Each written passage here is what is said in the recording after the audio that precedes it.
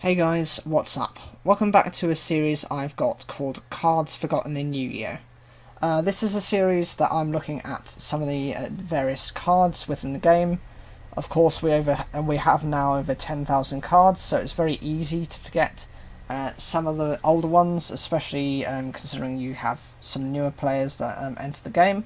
So I thought I'd have the segment just to kind of highlight cards you might not be that familiar with.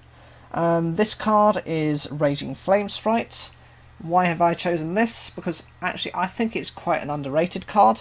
It has there are monsters with the similar effect to this, of different attributes, and some are a little stronger, but I just also like the design of it as well.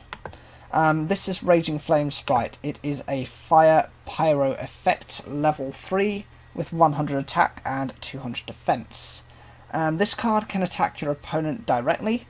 If this card inflicts battle damage to your opponent by a direct attack, this card gains 1000 attack.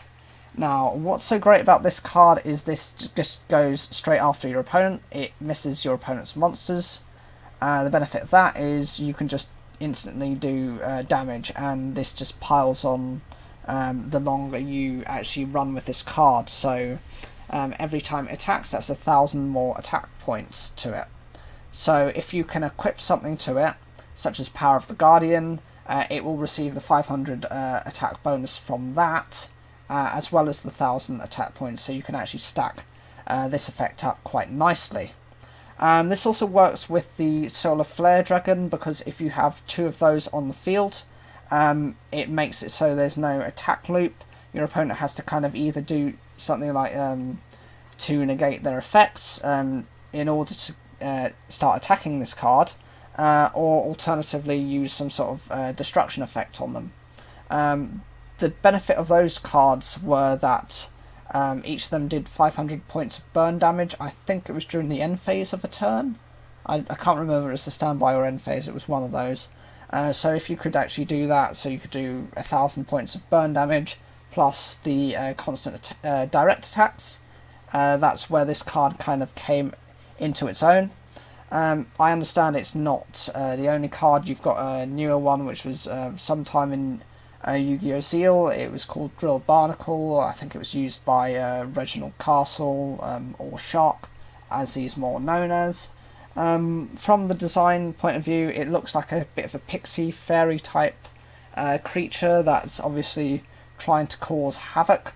It's setting a wand, or a parchment on fire in what looks to be a library, using a lit candle, or maybe it's actually creating the fire to melt the candle and to damage what looks to be quite an old library.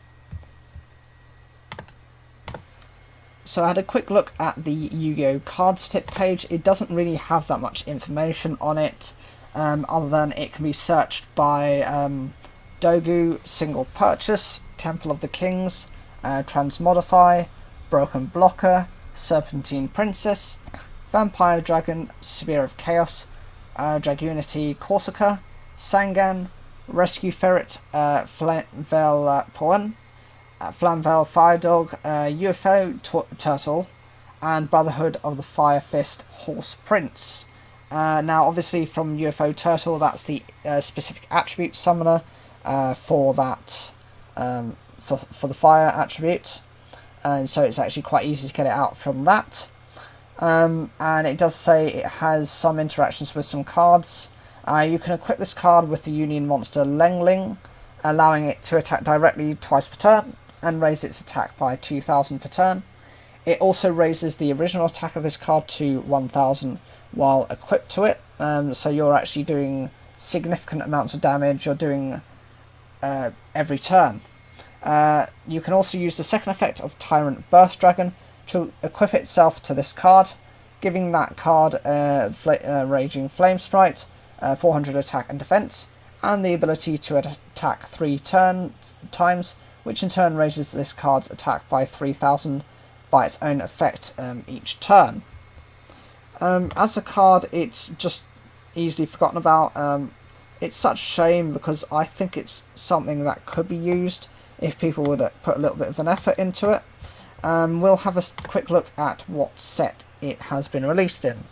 Okay, so this is Rise of Destiny as a common, back on the 20th of November 2004, and it's received a few reprints. You've got the Structure Deck Blaze of Destruction, Dark Revelation Volume 3, Battle Pack Epic Dawn, Battle Pack both as a common and as a Starfoil rare, and Onslaught of the Vikings Structure Deck as a common.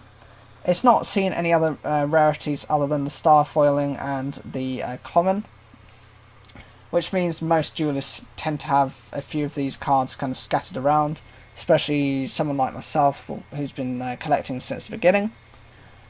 Is this something you'd like to see in a deck at some point? Do you think you can make it into a viable option? Whatever you think, leave your comments down below. Like the video if you enjoyed it, and don't forget to subscribe.